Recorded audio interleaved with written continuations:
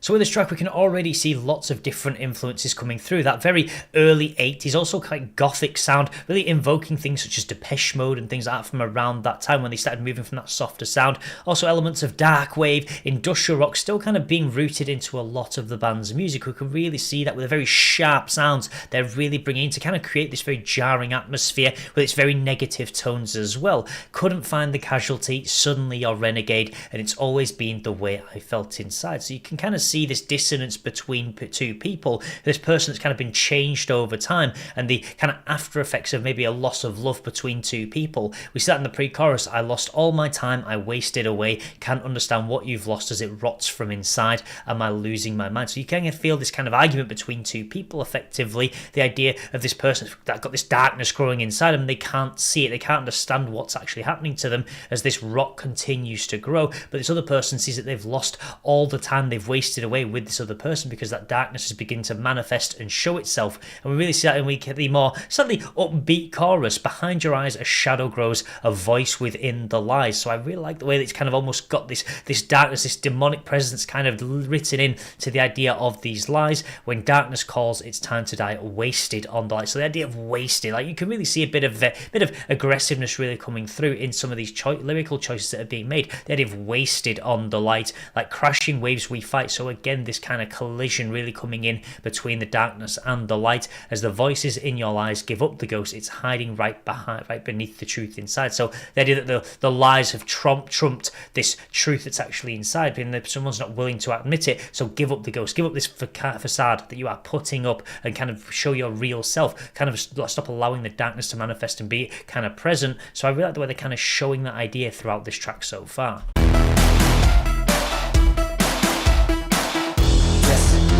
Throwaway all your life in disarray, and it's always been the way you felt inside. We tried so many times to slow the decay. I can't understand what always gets in the way. Is it time? Or am I losing my mind?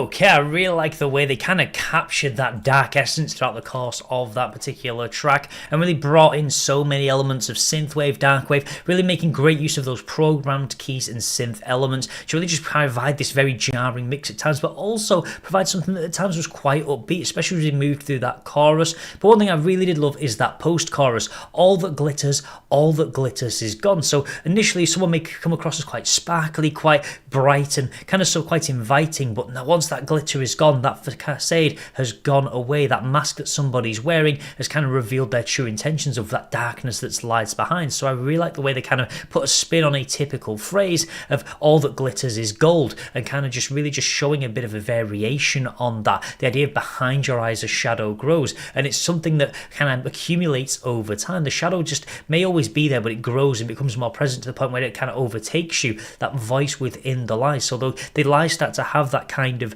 almost more snappiness to them, that darkness really enveloped within them when darkness calls it's time to die. So we can see that constantly in the chorus of this darkness growing and manifesting and how it can take over somebody completely. But I really like the way they kind of really brought in that post-chorus, that line to really show that kind of interpolation of how that darkness is gradually revealed to the point where you can't wear it anymore without it kind of affecting other people around you. And I kind of like the aggressiveness of kind of some of the sharpness that's coming through on some of the instrumental sections, whilst also really seeing at times Ryan Shuck really providing this much more kind of clear kind of elements in the chorus to really kind of give it that nice interesting melody, but also really kind of giving it a little bit of a bite. And I think the instrumentation really comes in very strongly from Amir in the way that he's really able to build this track up to really add that very dark, ominous presence throughout the course of the track through lots of the ideas that he was kind of throwing in to really just kind of build up to the atmosphere. I love how the visuals as well are very reflective, certainly of 1980s almost gothic kind of styles and industrial styles that you can really see being driven through and help to really amplify the message with the change in kind of the white to the black and things like that, really manifesting almost the ideas of widows and things like the death of somebody because they've changed completely as a person. Certainly a glittering track coming from the band, but as always I'd love to know your thoughts about this track in the comments section below.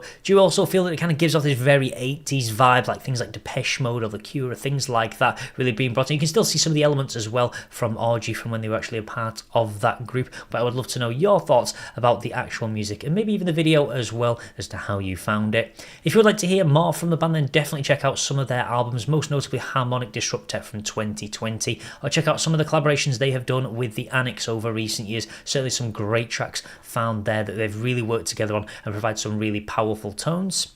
Also, if you would like to see more content like this overall, then please do feel free to subscribe, and I will see you in the next audio analysis.